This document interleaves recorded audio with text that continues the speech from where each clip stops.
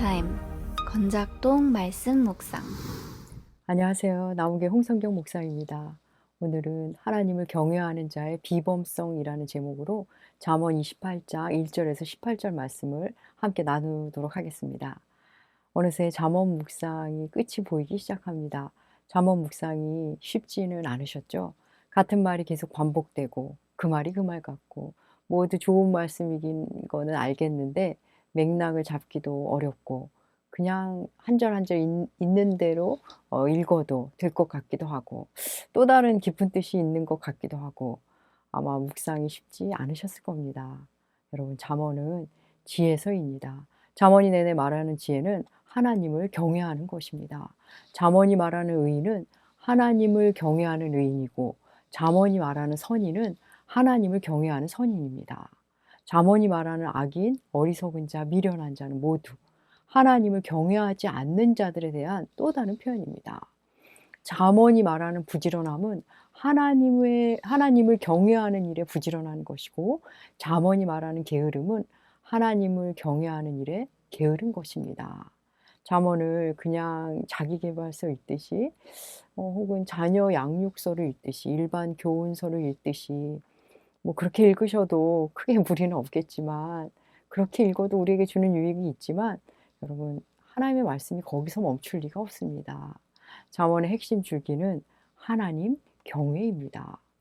오늘 본문은 하나님을 경외하는 자의 공의와 하나님을 경외하지 않는 자의 불의를 대조하며 말씀합니다. 짧은 시간이지만 우리 성경을 함께 펼쳐놓고 함께 본문을 따라가며 나누시면 좋을 것 같습니다. 1절입니다.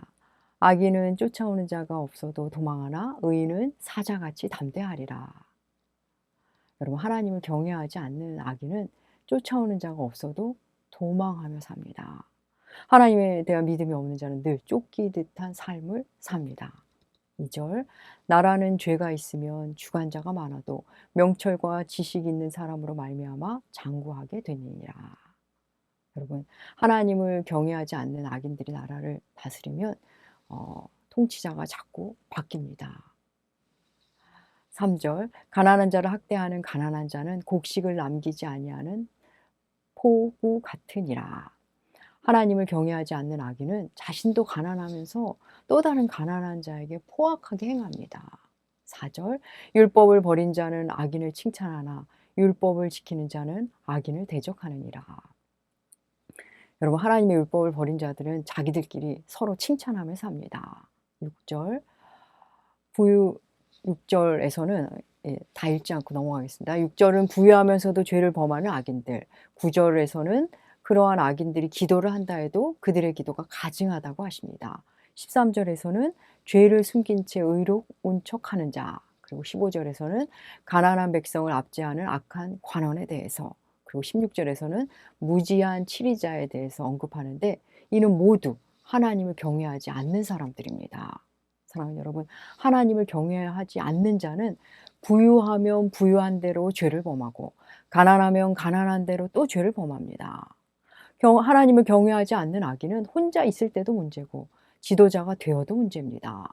부자가 되어도 문제, 가난해져도 문제입니다. 쫓아오는 자가 없어도 쫓기고 그들은 기도를 한다 해도 가증합니다. 이에 비해 하나님을 경외하는 의인은 어떨까요?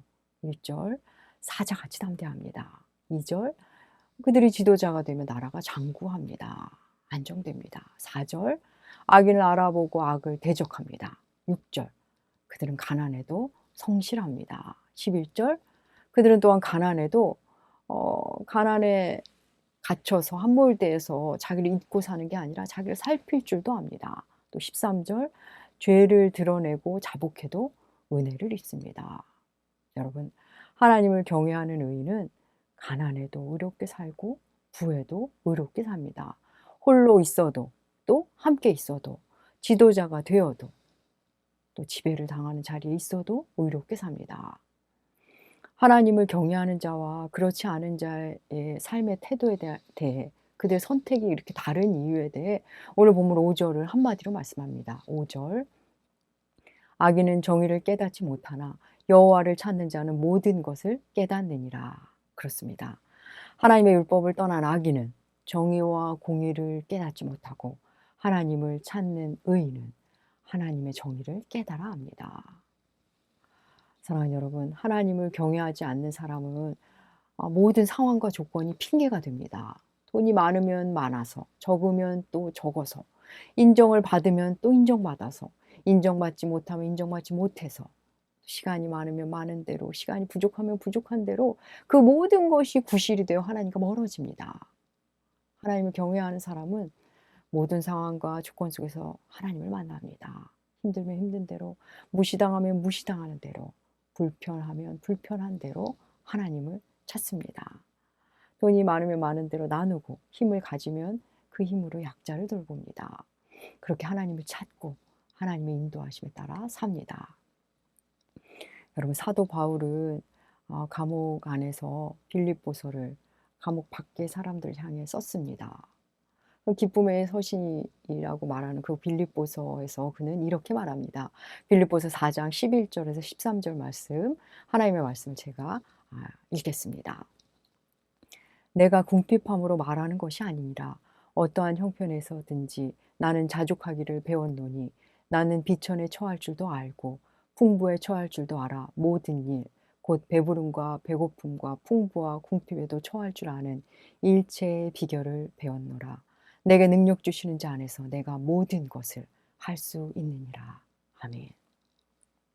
사도 바울은 말합니다. 풍부에도 처할 줄 알고 빈곤에도 처할 줄 아는 일체의 비결을 배웠다. 풍부에 처해도 하나님을 버리지 않고 하나님 없이 살 수 있을 거라고 생각하지 않고 비천에 처해도 하나님을 욕되게 하지 않을 능력, 하나님을 버리지 않을 능력, 그는 그 하나님이 주신 능력 안에서 있으면 있는 대로, 없으면 없는 대로 살 줄 알게 되었습니다. 여러분, 이것이 하나님을 경외하는 사람의 비범함입니다. 사랑하는 여러분, 하나님을 경외하는 사람들의 기쁨은 외부적 상황에서 오지 않습니다. 하나님과의 관계에서 옵니다.